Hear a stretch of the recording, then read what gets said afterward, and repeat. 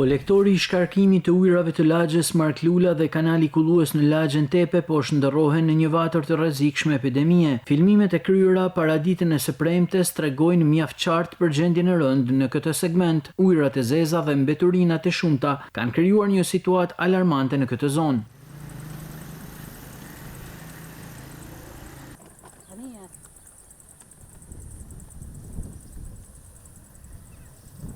Në radhë të parë, vetë qytetarët kanë përgjegjësinë të angazhohen më shumë në mbajtjen pastër të mjedisit ku jetojnë dhe kalojnë çdo ditë. Ndërkohë edhe pushteti vendor dhe inspektorati shëndetësor shtetëror duhet menjëherë të marrin masa për të zgjidhur këtë situatë. Ky kolektor përfundon në shtratin e Kirit përballë Kuçit. Në periudha me temperatura të larta, përhapja e infeksioneve nga kjo zonë kërcënon qindra familje dhe një qendër banimi të komunitetit rom. Përveç këtij kolektori, mungesa pastrimit të kanalit kullues në afërsi të kësaj zone është thyrë në problem të vazhdueshëm për banorët e lagjes Tepe. Ka më shumë se 5 vite që kanali kullues në lagjen Tepe të qytetit të Shkodrës dhe kolektori i lagjes Mark Lula nuk ka njohur aksion pastrimi, thon banorët.